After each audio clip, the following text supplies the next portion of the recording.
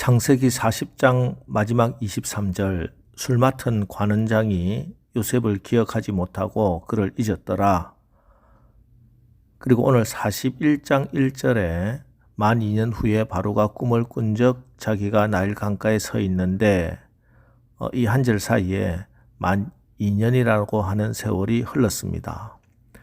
사람들의 기억에서 잊혀진 2년, 요셉에겐 지루하고도 고통스러웠습니다. 한편으론 억울하기도 하고 서운하기도 하고 배신감에 몸서리쳐야 했던 긴 2년이었습니다. 그러나 그 2년 동안 하나님께서는 우리가 알지 못하는 역사를 만들고 계셨습니다. 하나님은 결코 요셉을 잊은 적이 없으셨습니다. 요셉은 지금 자기가 감옥에 갇혀 있다고 생각했지만 실제적으로 하나님의 품 안에서 때를 기다리고 있는 기간이었습니다. 하나님이 모든 것을 완벽하게 준비하시는 그때까지, 바로가 꿈을 꾸고 요셉을 부르는 그날까지 기다려야 했습니다. 그것이 하나님의 계획입니다. 그럼 오늘 이 엄청난 요셉의 꿈을 이루기 위해서 하나님은 무엇을 준비하고 계셨을까?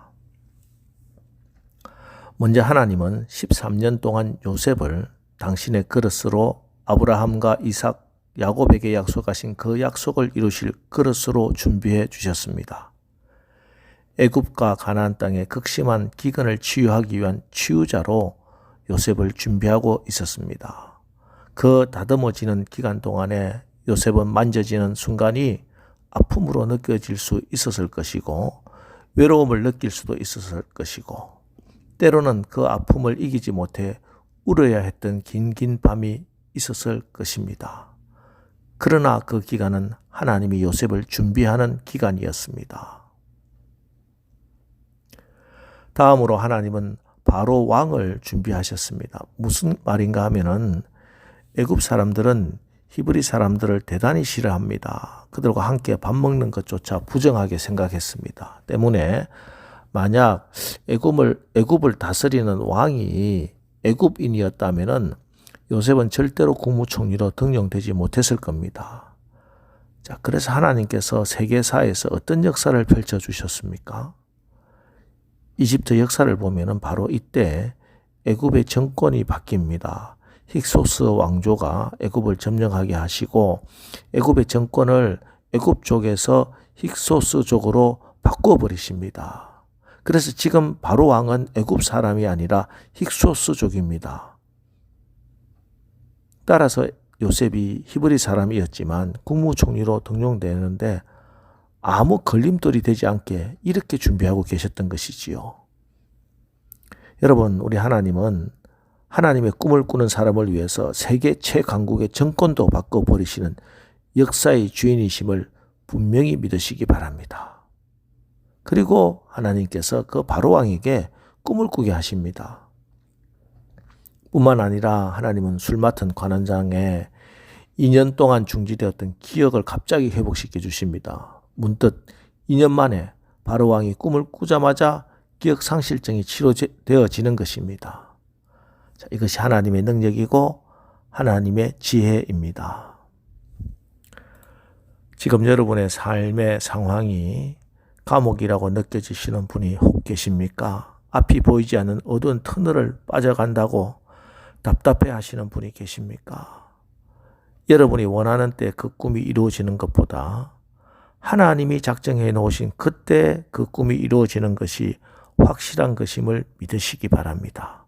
내가 원하는 방법으로 그 꿈이 이루어지는 것보다는 하나님께서 계획해 놓으신 그 아름답고 영광스러운 방법으로 그 꿈이 이루어지는 것이 최상의 성취임을 분명히 믿으시기 바랍니다.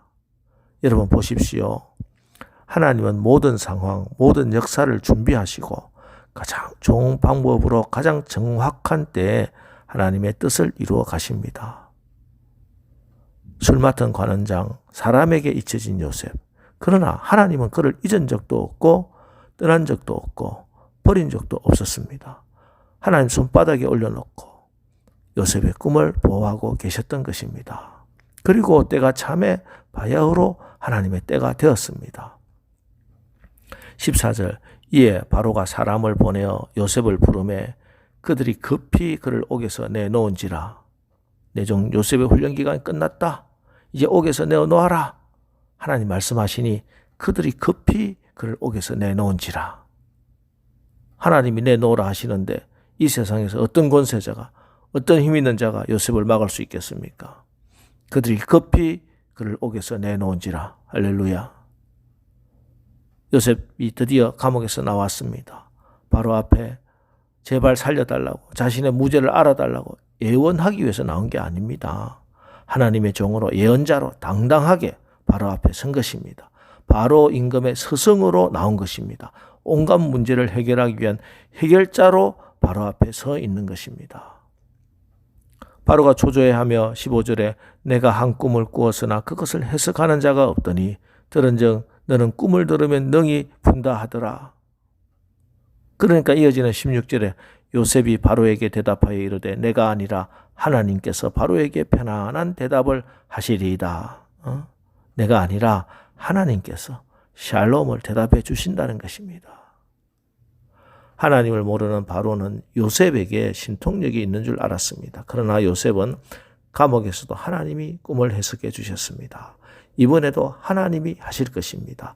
미래에도 하나님이 하실 것입니다. 나는 하나님의 종에 불과합니다. 한 인간에 불과합니다. 하나님의 도구에 불과합니다. 인간의 모든 문제의 대답은 해답은 오직 하나님께 있습니다. God is the key. 하나님이 열쇠입니다. 그리고 꿈 해석을 뛰어넘어 대안을 제시합니다. 그리고 제수가 애굽의 총리가 되는 대역전의 드라마 같은 사건이 발생합니다. 다 하나님이 하신 것입니다. 성령께서 하신 것이죠. 그리고 당시 명문 가문 보디베라 제사장의 딸 아스낫과 혼인잔치가 벌어지고 잔치 끝날 쯤 성경은 이렇게 기록하고 있습니다. 45절 요셉이 나가 애굽 온 땅을 순찰하니라. 46절에도 그가 바로 앞을 떠나 애굽 온 땅을 순찰하니. 그렇습니다. 총리 대신이 되는 것이 목표가 아니고 꿈이 아니었습니다. 그 자리에 오른 이유는 세상을 살리라는 것입니다. 세상을 섬기라는 것입니다. 세상을 치유하라는 것입니다. 이것이 하나님의 꿈이라는 것입니다. 요셉은 왕궁의 잔치와 수많은 사람의 아부와 축하에 도취되지 않았습니다. 바로 곁에서 권력에 중독되지 않았습니다. 요셉이 나가 애굽 온 땅을 순찰하니라. 꿈의 성취는 나 개인의 즐거움을 위한 것이 아닙니다.